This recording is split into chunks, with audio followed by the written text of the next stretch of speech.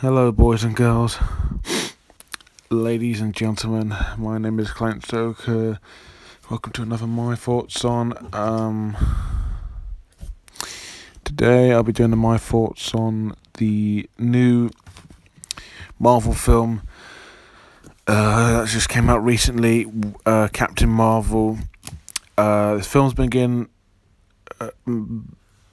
a mixed reception, to say the least. It's also been getting quite a bit of controversy over the lead, Brie Larson.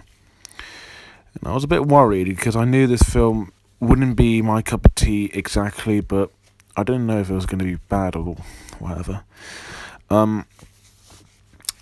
So this is going to be the film that's going to lead up to Endgame to defeat Thanos once and for all. So the film is about this character named Carol, who's played by Brie Larson, named Captain Marvel also, who accidentally comes down to Earth while he was joined with a team which is led by Jude Law's character, and they work for Ronan the Accurator. I don't know. She goes to Earth by accident, and she meets Nick Fury, played by Samuel L. Jackson. And they both have to team up to try and take out this alien. And that's pretty much it. This movie is, I'm going to say it right now, this movie's not the best Marvel film, and this plot doesn't help at all. It's cliched, it's predictable, it's just dull. I mean, if you care about what's going on, and good, but I was a little complicated at first, but then the film went on and it got somewhat a little more complicated, but I did kind of get it.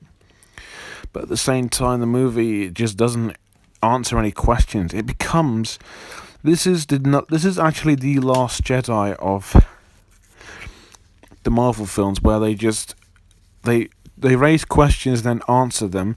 They have a lot of little details that's going to make fans happy, which is just a manipulative way to get their attention. And did I mention this movie has drama that surprisingly doesn't work?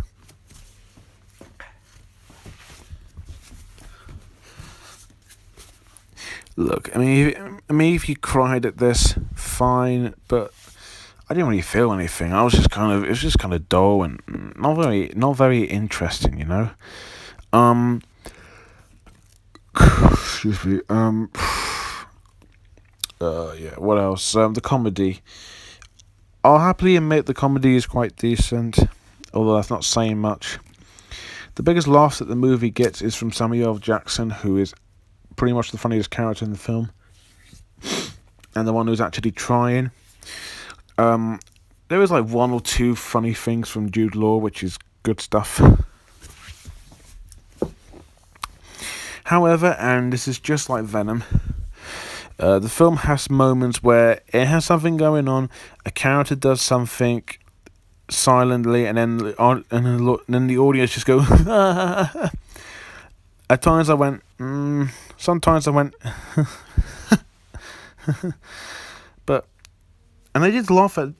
This is kind of the problem with film audiences. I know you're supposed to, get along with everything and just have fun, but seriously, these guys just laugh at every joke, and it's not even funny or clever. They're just laughing at things. Oh, look, that character said shit, and he said bastard. I mean, yeah, they're funny to say, but why is it funny in the movie but not in real life? Because the movie has run out of ideas, and it's also, the writing's very lazy. Jokes, execution, it's absolutely fucking awful cliches.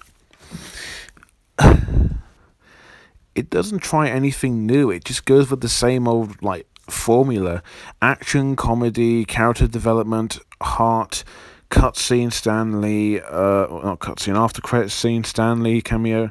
Speaking of which, there is one Stan Lee cameo that's actually amazing, and then in the opening credits, that's why I thought, wow, they've really did something great here. I won't say what, but just watch it. It's so beautiful. I know Marvel has failed a few times, or probably many times, to create a original story with good execution and good writing. This is probably one of the first films that has the weakest writing and just not very good at all. Just dull, not very funny, cliched, manipulative, very forced. And the emotions, and when it tries to be touching, doesn't work either. It's just me. Visuals. The visuals. Not much. Looks fine. It's colourful, it's well shot. The CGI is actually not bad. This is the CGI on Samuel L. Jackson when you see a younger Nick Fury is the best CGI I see in the movie. It actually looks really damn good. Everything else is pretty much typical standard Marvel, like some of the characters, like the Skrulls, the team, like the little group that's led by Jude Law. I don't remember the name because the movie doesn't really have anything for me to remember by, but they look quite cool. Some of the locations look cool. It's a very pretty looking movie. It makes the movie far more watchable than it has any right to be. And it's a very creative movie, so I'll give them that. It's a very good looking movie. I will give them that. Excuse me. However, if the film's script and execution and scenes feel like The Last Jedi, the visuals feel a lot like the sequel Star Wars franchise. You know, Force Awakens, Last Jedi, and the sixth one. Not sixth, the ninth one. Because I watched when you see the battles in space and when you see them go on ships, it feels so much like Star Wars that it just becomes exactly the same. I'm sure effort did go into the CGI, but nothing stands out. It just looks average. I'll give credit that this is probably one of the better looking Marvel films, but that's not really saying much since it already looks like another popular franchise. On a side note, the costumes do look quite cool. Captain Marvel's looks great. The Skrulls look quite cool, and the makeup looks amazing. Jude Law looks quite fun in costumes and all that. That's about it, really. Characters and acting. Okay, I don't actually really know what to say much because this movie doesn't. I don't even have any favorite characters. Wait, no. I have two. I got Samuel L. Jackson as Nick Fury, who's probably the best character in the film because it's fucking Samuel L. Jackson. Jude Law, who plays as Rogue something. I don't know. Okay, so you got Samuel L. Jackson as Nick Fury, who is actually probably the best part of the entire movie. Funny, charming, meaningful. He has a bigger part than you would imagine, in a way. Overall, entertaining. Jude Law is great as this character. He's charming, he's meaningful, he's great, he has a purpose. Quite enjoyed him too. Everyone else, actually no, Goose, the cat, is actually quite funny too. Everyone else, not really. I mean, our main lead's alright. She's kind of like Wonder Woman, except not Wonder Woman and isn't as great as Wonder Woman. She's just kind of the same. There's a pilot that she teams up with later on who's fine, and then there's like the main bad guy played by Krennic from Rogue One, or Nolan Soretro from Ready Player One. He's fine also. I think he's also pretty damn good in the CGI and makeup. And then there are other characters in the film that don't really matter. I know Ronan from Guardians of the Galaxy's there, and then you got Koroth the Pursuer is there, but they're just there just to give fan service and because, I think this is a prequel or something. Yeah. Besides Goose, Jude Law's character and Nick Fury. The rest of the characters I just didn't really care that much about.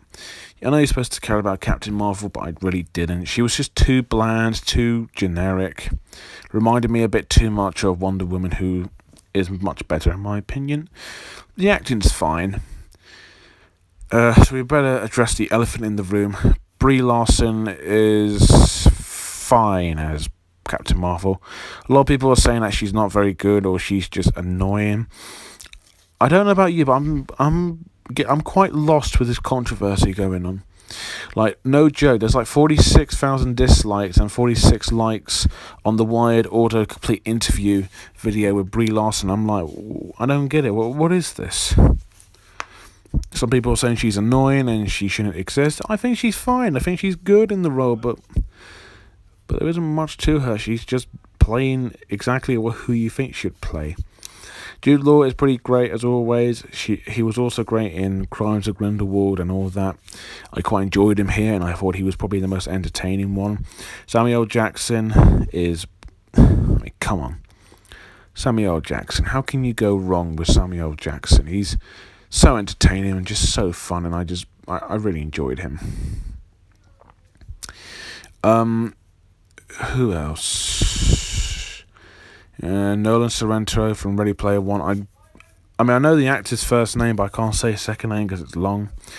He was in Rogue One. He was the bad guy in Rogue One. He plays the leader of the Skrulls, who may not be what you expect. First, they might seem generic, but they actually get better later on, and I start to like this character he plays. The black pilot who helps Captain Marvel is fine. The little girl's fine, and then you got the rest of them as well. The rest of the characters who are just fine. The characters are nothing special. There are a few that stand out, and then, the acting's okay.